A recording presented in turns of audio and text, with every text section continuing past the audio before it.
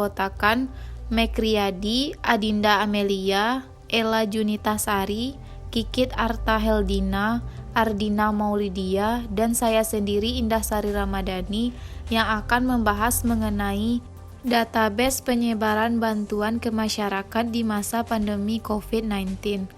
Di masa pandemi COVID-19, baik pemerintah maupun perusahaan-perusahaan besar memberikan bantuan sosial kepada masyarakat kelas menengah bawah, terutama bagi masyarakat yang pendapatannya menurun, bahkan tidak memiliki pendapatan sama sekali akibat pandemi ini. Bantuan yang diberikan berupa uang tunai dan non-tunai.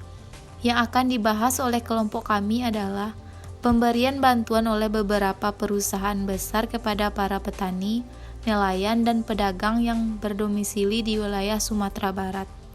Tujuan pemberian bantuan tersebut adalah untuk mengurangi beban pengeluaran masyarakat, terutama kelas menengah bawah. Yang kedua, memberikan kesejahteraan yang merata kepada masyarakat yang terdampak akibat COVID-19.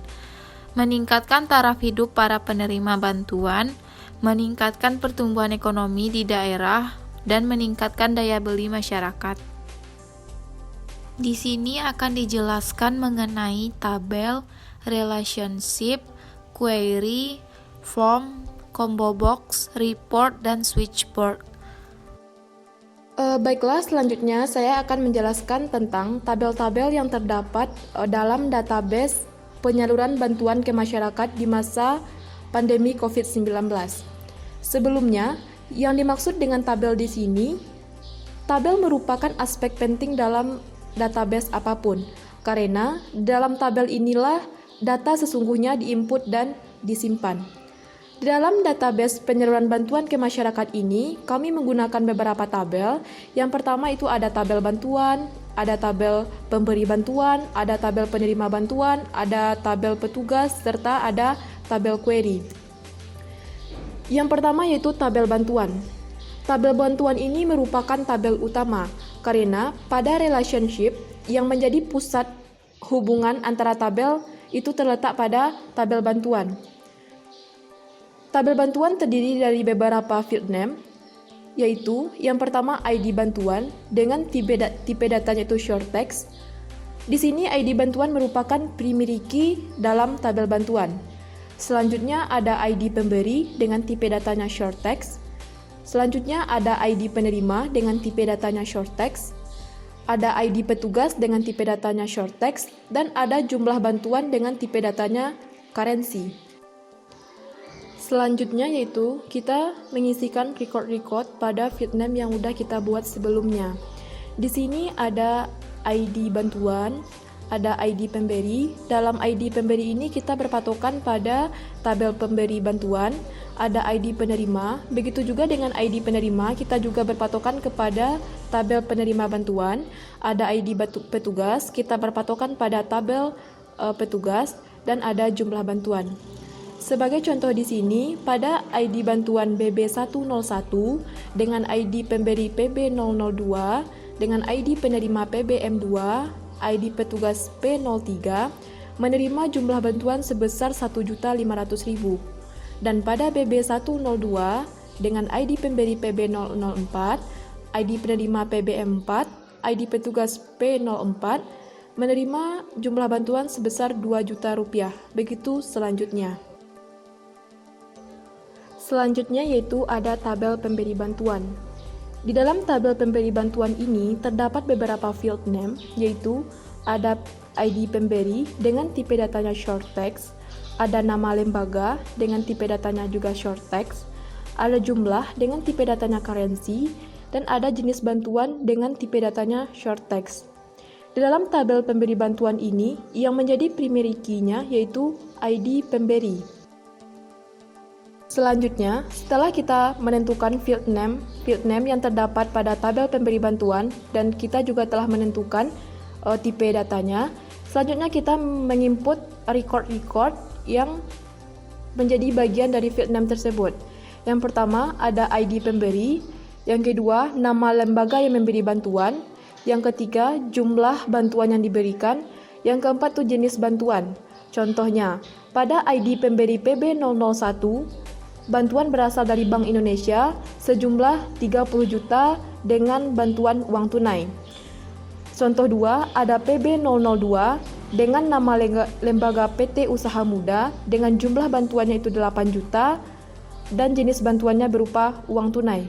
Dan begitu selanjutnya.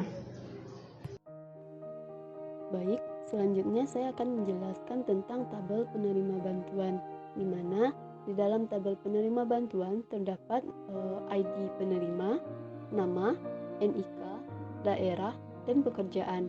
Sedangkan data type dari setiap field name-nya itu short text.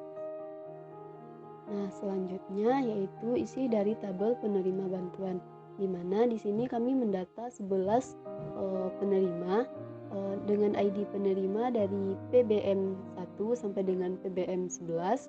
Untuk nama ada Tony, Yono, Sinta, Agus, dan seterusnya. Begitu juga NIK, daerah, dan pekerjaan. Untuk pekerjaan, kami mendata 3 pekerjaan, yaitu petani, pedagang, dan juga nelayan. Nah, selanjutnya yaitu tabel petugas. Untuk tabel petugas sendiri berisi ID petugas, nama, nomor HP, alamat, dan jenis kelamin. Untuk data type dari setiap field name yaitu short text.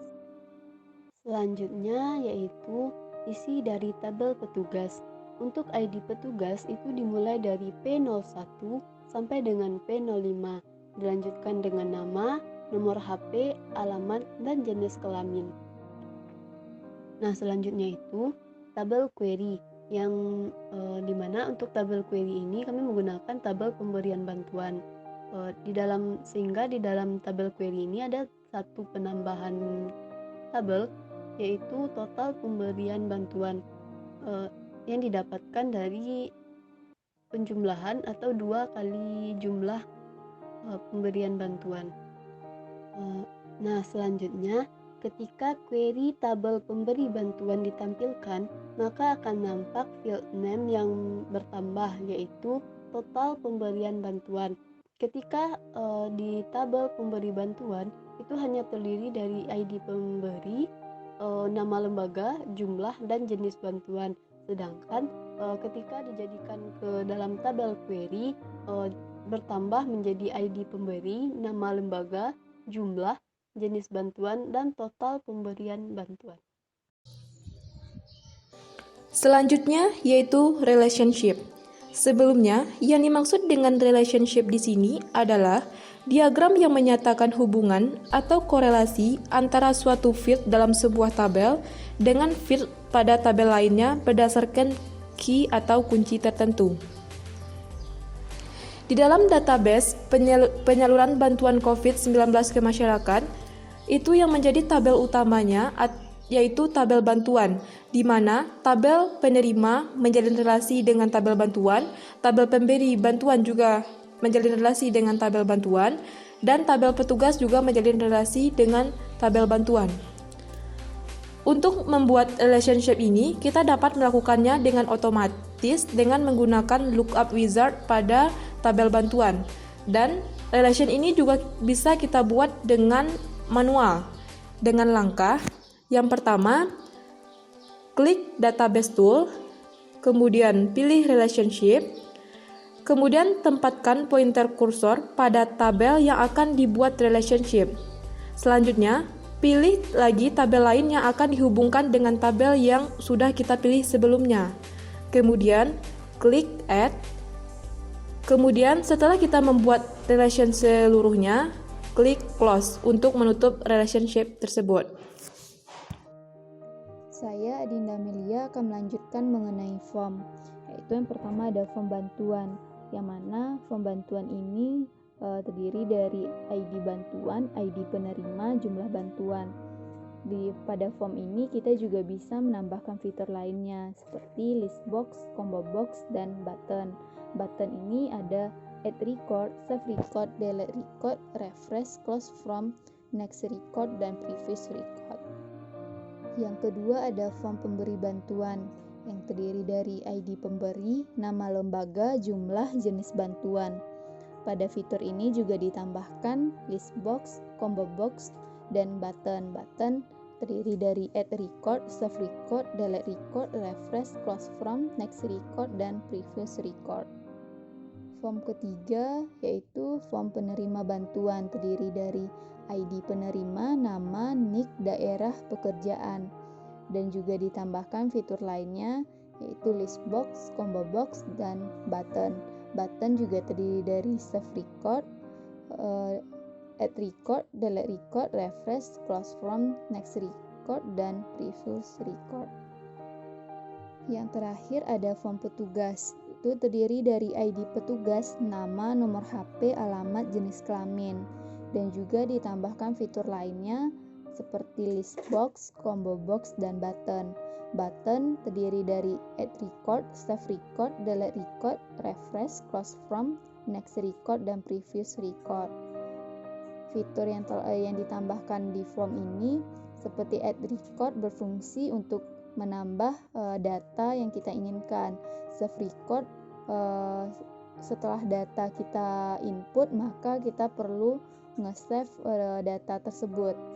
Delete record yaitu apabila data yang telah kita input ingin kita hapus. Refresh, apabila kita telah menginput data maka kita merefresh terlebih dahulu agar data yang kita input tertera pada tabel. Baiklah, kali ini saya akan menjelaskan bagaimana membuat report pada Microsoft Access. Yang pertama, kita pilih menu Create, kemudian kita cari yang namanya Report Wizard. Setelah ketemu, langsung diklik saja. Kemudian setelah kita klik, maka akan muncul beberapa bagian. Yang pertama ada Tables atau Queries. Itu merupakan pilihan tabel mana yang akan kita jadikan report.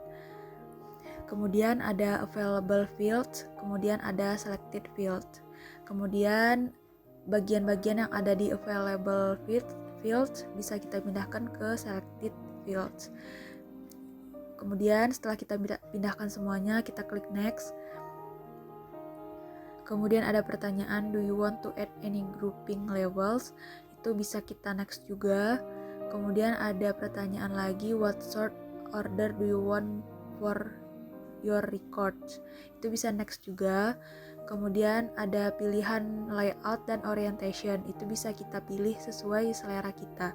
Kemudian setelah kita pilih bisa kita next.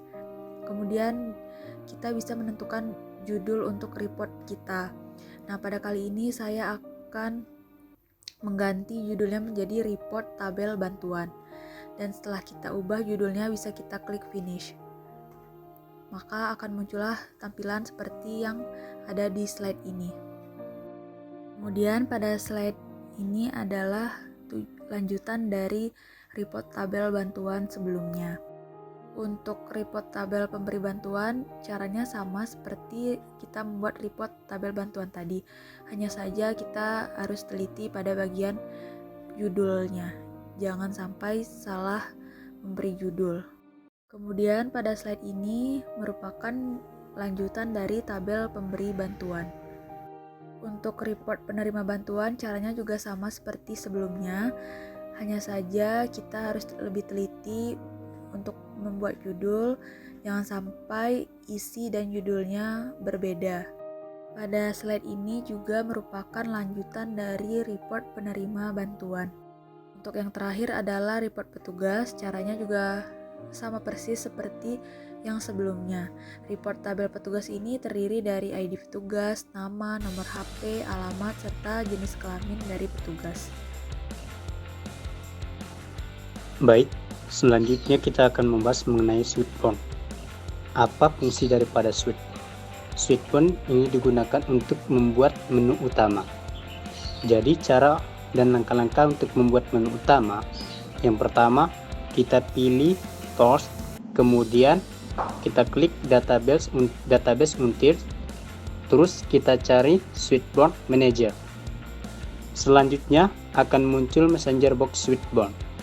Kemudian kita klik Yes, dan langkah selanjutnya pada jendela Switchboard Manager kita klik Edit, lalu klik New.